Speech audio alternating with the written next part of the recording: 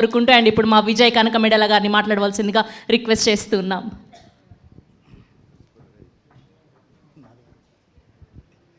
Hi అండి, good evening అందరికీ. మా print and electronic media and digital media అందరికీ గుడ్ ఈవినింగ్. నేను స్టేజ్ పై ఉన్న పెద్దలందరికీ, మా అన్నయ్య హరీష్ శంకర్ గారికి, మా హీరో నరేష్ గారికి కూడా గుడ్ ఈవినింగ్ అండి. అందరూ చాలాసేపు మాట్లాడేశారు, నేను కూడా మాట్లాడితే తిడతారేమో, క్విక్గా ఫినిష్ చేస్తాను. ఫస్ట్ భీమ్స్ గారు, అంటే నరేష్ గారితో సినిమా స్టార్ట్ చేసినా కానీ ఇప్పుడు చిరంజీవి గారితో బాస్తోని ఒక పాన్ ఇండియా సినిమా చేస్తున్నారు. అంత పెద్ద మ్యూజిక్ డైరెక్టర్ అయింది కూడా మళ్ళీ నరేష్ గారి సినిమా చేయడం అనేది చాలా గొప్ప విషయం. మీరు ఇలాగే పెద్ద సినిమా చిన్న సినిమాని కాకుండా అన్ని సినిమాలు చేయాలని మనస్ఫూర్తిగా కోరుకుంటున్నాను.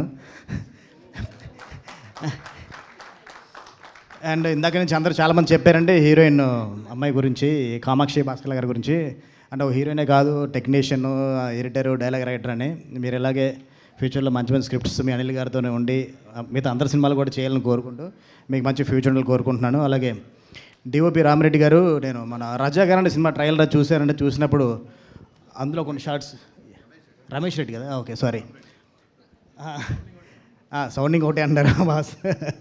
అంటే మా ఫ్రెండ్ నాని అని ఉన్నాడండి, మన రవికే చంద్ర గారి దగ్గర అసోసియేట్గా పనిచేస్తుంటాడు.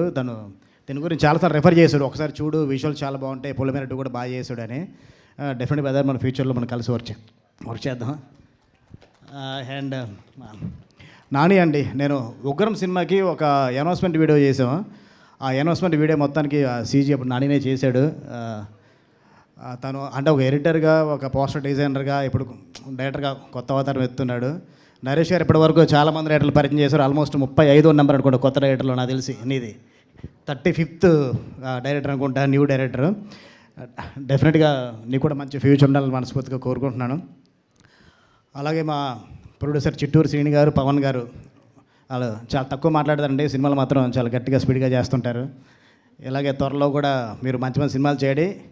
ఆనంద్ గారి తర్వాత నాకు కూడా సినిమా చేసి సినిమా చేయాలని కోరుకుందాం మనం. అలా డిస్కషన్ జరుగుతుందని మాట్లాడుతున్నారు ఆల్రెడీ.